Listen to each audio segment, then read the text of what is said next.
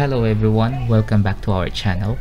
If I'm not mistaken, mahigit ilang months na rin tayo since nung huli tayo nakapag-update sa Teacher A reviews natin. But now, at this moment, December would be the submission of the output sa LDM2 course for teacher, and we are required to draft our action plan.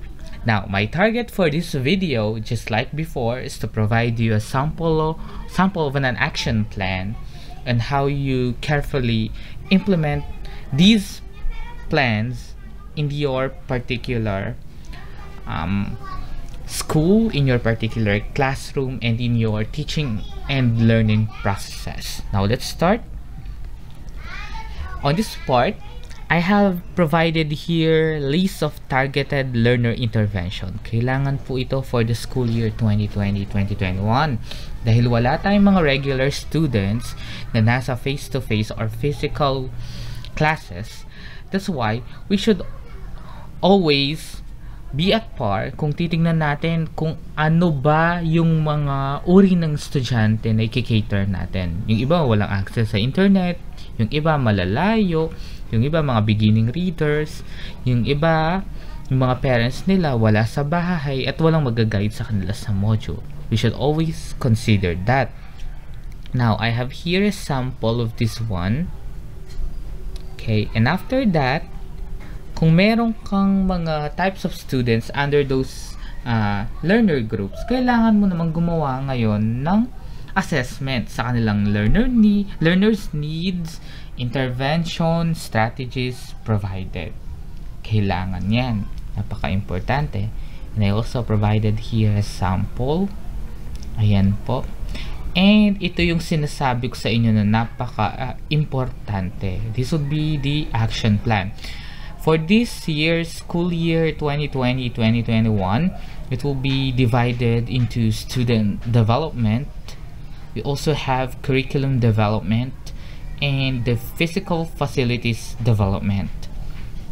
Now, we also have the objectives, the programs, project activities, strategies, the time frame of course, and the resources needed subdivided into three: the human, the financial, and the materials, and other. Now, for the student development, I have written here this one: harnessing students' adaptability in the distance learning, specifically the modular approach. Then, ano ba yung program na need kong gamitin doon or strategy? Heightening the awareness on the setup of new normal education via digital campaign, new streams, parental talk, and leaflets. Ito yung pwede kang mag-post, magbigay sa mga barangay ng mga leaflets na pwede nilang ipamahagi doon sa mga walang access sa internet.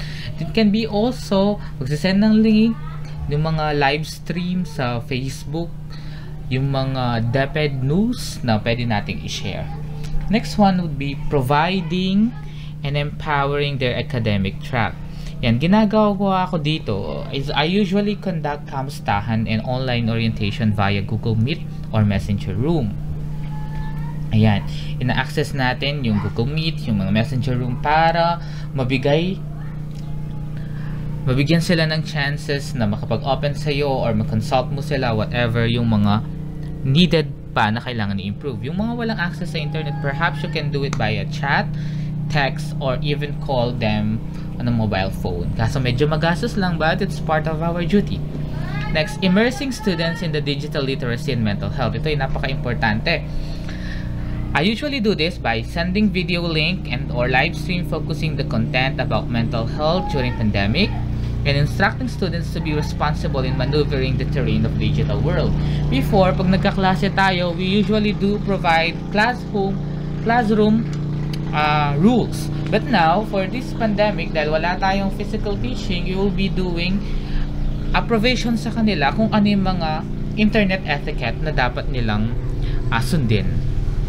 Now, my time frame will be for a whole academic year, and my human resources would be the administrators, of course, the teachers, parents, and local barangay officials.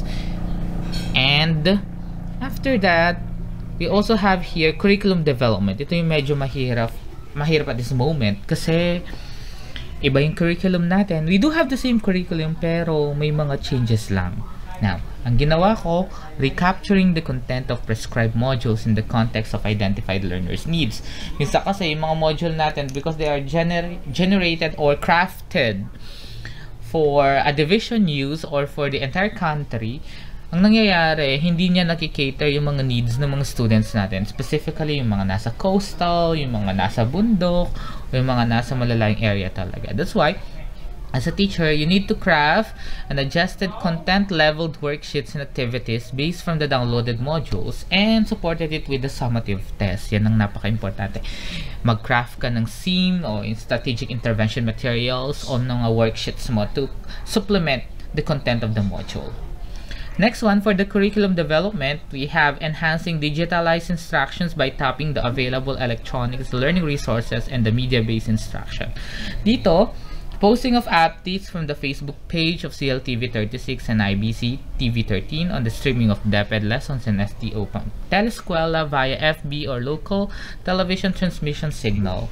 And outsourcing yung mga lessons na ginagawa ng mga teachers sa YouTube na ina-upload nila for free. Yan, pwede natin gamitin na mga yun. Yung lahat ng electronic and media resources na pwede. Next one would be readjusting the assessment procedures aligned in the new normal education. Ito yung bagong grading system.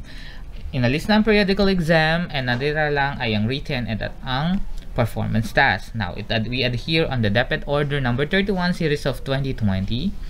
And of course, magde-design ka rin ng rubrics na sa tingin mo ay akma sa modality na ginagamit ng school nyo. And the last one for curriculum development, I also included implementing the content in the MELCs. Of course, ito yung napaka-importante. Kailangan yung MELCs ay masunod. Ito kailangan yung mga dapat mong i-include kung ano yung mga competency na dapat mong maituro. Okay. Now, we're done sa pangalawa.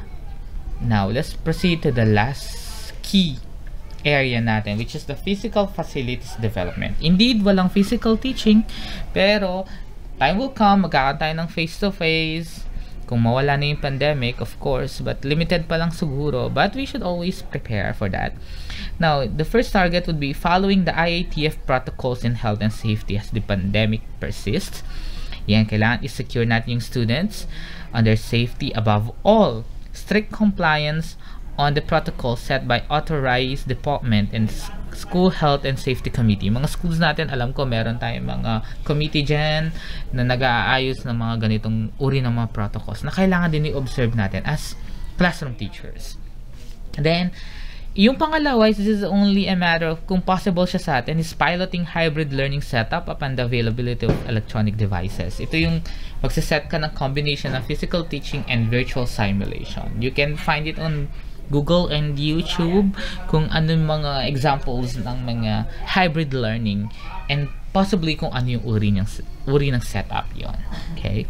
Now, nakalagay din dyan yung timeline, yung mga needed mo na tao, yung funds, kung mga kailangan ka ng mga electronic gadgets, at kung anong mga gadgets ang dapat mong mai-request at ma-approve sa'yo.